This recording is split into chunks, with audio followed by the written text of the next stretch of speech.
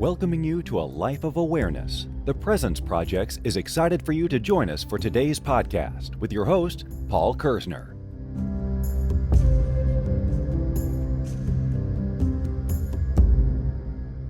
Hello and welcome to episode 52 of Are You Being Present? My name is Paul Kerzner. I want to welcome you to the present moment. I want to welcome you to the here and now. And I want to thank you sincerely, deeply, and wholeheartedly for joining me in this magnificent and amazing present moment. The title and topic of today's podcast is Don't Panic, Be Present.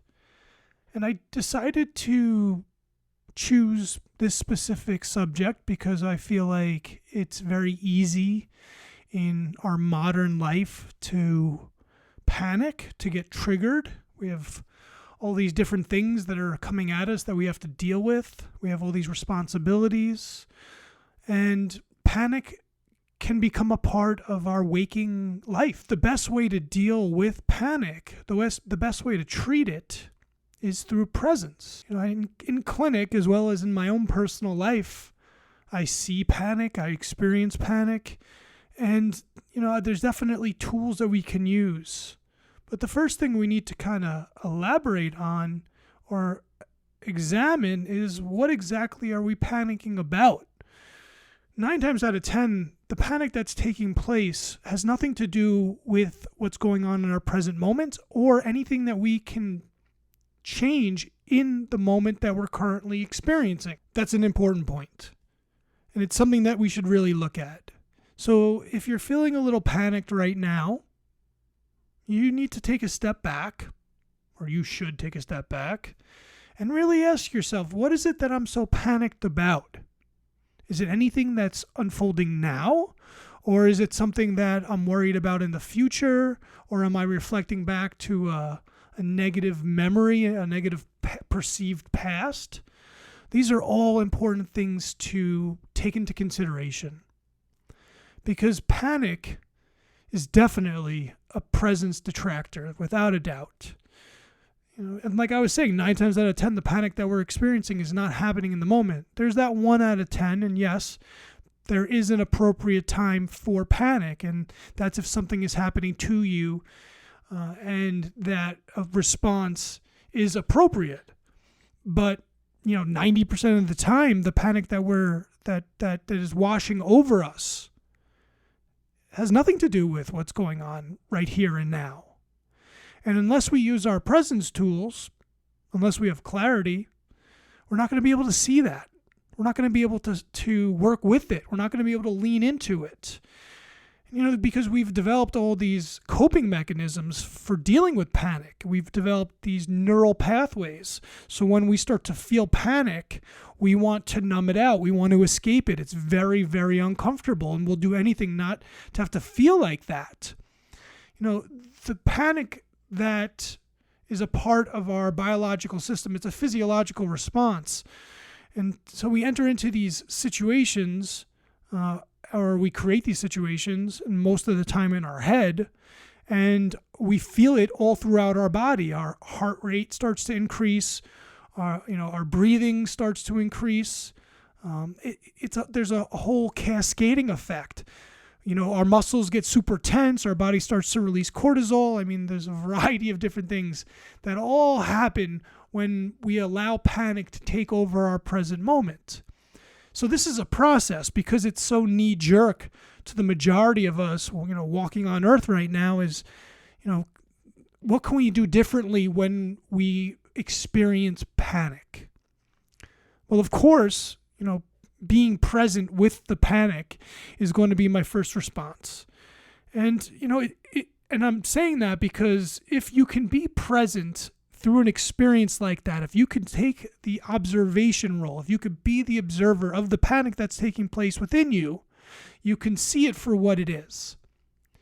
And then you can work with it instead of getting into opposition and trying to fight it or combat it or subside it, whatever it is that you want to escape it, basically. Of course, acceptance is the key when we are looking at how to deal with something like panic. And it might sound really strange to be like, well, why should I accept an experience like that? I don't like the way this feels. Again, it's not whether you like it or not. Okay, you liking it or you not liking it actually just adds a layer of complexity because you're adding emotion to an experience that's already taking place. So the more you say you don't like it, the more you're going to get more of it, and you're going to extend the experience, which is not what you're trying to do. You have to get into that flow state where you can allow your body, your mind, your spirit to get through an experience like panic so that there's a beginning, middle, and end, so you don't get stuck in any of the process that's taking place. And it's important to look at it as a process. It's, because it's going to take some time to figure this out. It's going to take time, you're going to have to work on this in real time as the panic is washing over you, as you're having that physiological response. Be present. Be present with it. Stay with it. Watch it. And accept it more than anything. I'd like to say love it, and really that's what we should do, but you're not going to get from a place where you really don't like it to the place where you love it right away.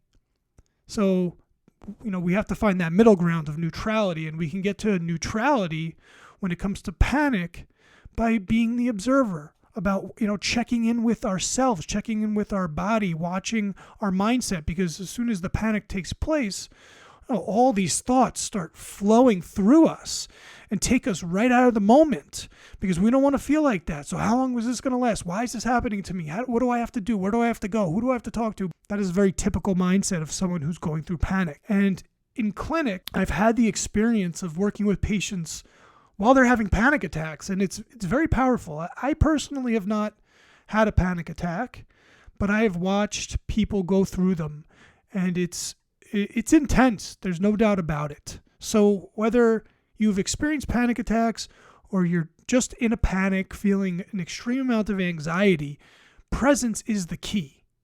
And so what I did with my patients is I just held space. I walked them through breathing exercises. I calmed their minds down. And slowly it started to subside. But when they came into my clinic, they were so worked up. All these racing thoughts. Their breath was so fast, heart rate was so fast. The first time I saw it, yes, it was startling. It's a lot to take in. But after seeing it a few times, I could tell you it's like any other experience. It doesn't last. Nothing lasts. Panic doesn't last. But if you want it to last longer, you're going to allow yourself to get triggered within the experience. You're going to fight it. You're going to resist it, and you're not going to be present. And I think everyone at some point in their life goes through some level of panic. I think some people get stuck in it more than others, but it's a part of the human experience, and you cannot deny it. You shouldn't deny it. It also builds relativity. So how are you going to know the opposite of panic unless you've actually experienced panic? And to me, what I've seen is that panic is a form of anxiety, or it's exacerbated through anxiety. And anxiety, from my experience clinically and personally, is a focus on the future, usually a very dystopian future that's sometimes shaded with past experiences. But again, there's very little presence in that moment because however we're feeling has very little to do with what's unfolding in front of our face. And I know it's easy for me to say, stop panicking or don't panic, but, so it really can be that simple. By just telling yourself that, or at least taking yourself out of that thought stream, out of the physiological experience that you're having, and really looking at it through a presence lens so that you could be as objective as possible and work your way through it. That is going to be your medicine in that moment. I mean, yes, there's medications for these things, and there's a variety of other herbs and whatnot that can treat panic, but why not use presence to help treat the panic that you're experiencing? I mean, there's no side effects. It doesn't take much work or much time if you've built a very strong mindfulness practice. If you have your presence tools, you can easily apply those to calming yourself down as you're going through a panicked moment. And that's all it is. And that's how I would really like to look at it. It's just another moment. It's a moment that you're having an experience. And again, yes, I understand that this experience is a little undesirable, of course, and that is a perception for sure, but it's a part of being a human being. And with our modern life, with the way that society is set up, this digital age and everything happening so quickly, it's really easy to get triggered. And those triggers can certainly exacerbate a panicked state. They can lead us to a panic attack. And the question is, well, what do you want to do about that? Because sometimes, you won't be paying attention and all of a sudden all these things are happening at the same time and you get panicked. So it doesn't really matter what led up to that moment, because again, that's the past. It's a matter of being so rooted and grounded in that moment that you're just watching it happen for you. And again, it is for you. It's not happening to you. It's happening for you because it's a opportunity to learn how to experience something like this and not fight it. Just accept it and remember that it's not going to last, that you're okay, that everything is okay. And that's your medicine. And you might think this is an oversimplification of an experience that is quite difficult. But I choose not to look at an experience like panic or panic attacks as difficult. I don't want to create that for myself. It's like any other experience in life. It is to be observed. It is to be accepted. It is to be honored. And then you have to let it go. And that's where we kind of get tripped up, is that we don't even realize what we're doing, but we're just holding on to it. And we're creating more of it because we don't like it and we don't want it. But remember, if you have that perspective and you don't really like something or you don't really want something and that's where your attention is, well, then you create more of it. And panic or panic attacks are certainly within that realm. Within Richard Dott's book, Dissolving the Problem, he talks about how when we try to solve problems, we're looking at the problem itself and then we're looking at the solution. But they're two sides of the same coin. So you're still getting more of the problem. And an issue like panic attacks or feeling panicked in the moment, if you're looking at it as a very negative experience and you don't want it or you're trying to get rid of it, then you're just creating more of it for yourself. So the best thing that you can do is, first of all, get into a state of acceptance. Remind yourself it's not going to last. And then shift your attention to a much better feeling space where you're not experiencing panic or you're not experiencing a panic attack. Yes, to understand what a panic attack really is, there's a lot to it, of course. And if you really want to learn more, you can Google search it. But again, I really want to keep this simple. If you're experiencing any level of panic in this present moment, be present. See it for what it is. It's just another moment in time. You're going to be okay. It's going to pass. Everything is okay. You made it this far. You're going to get through this as well. But again, we have to have these experiences sometimes in life so that we can learn how to deal with them better. So it doesn't have to feel so hard or rough. In the past few days in clinic, I've definitely been observing people experiencing certain levels of panic. And I wanted to provide the tools and try to shift some of the perceptions around it so that it doesn't have to seem so tragic. So that we could just look at it as a part of the human experience, as a part of the human condition, it's just another human emotion, and no one is absolved from it at all. We all have to at some point learn how to cope with it. And a coping mechanism is not trying to escape from it or numbing it out or denying it. It's accepting it for what it is. And we get into a greater sense of acceptance through presence. And that's why podcast number 9 is so powerful, and I plan on doing a part 2 on acceptance. So please stay tuned for that. So if you know anyone who's been panicking or panicked or experiencing panic attacks, definitely share this podcast. If it's you, of course, please use your presence tools. Have a conversation with yourself. Be accepting. Be loving. Remember that the panic that you're experiencing most likely is not about what's taking place in your present moment or anything that you can do in that present moment. It's usually getting panicked about something that's going to happen in the future. And the future hasn't happened yet. There's no guarantee for anything. Yes, there's likelihoods, but we don't know what's going to happen tomorrow. The only thing that's real, the only thing that we can have any level of influence over, I was going to say control, but control's an illusion, is the present moment. So make the most of each moment, regardless of your interpretations of it. Learn to let go a little bit. Soften your approach, and you'll be okay. You'll get through it. Like I said, I've watched people have panic attacks.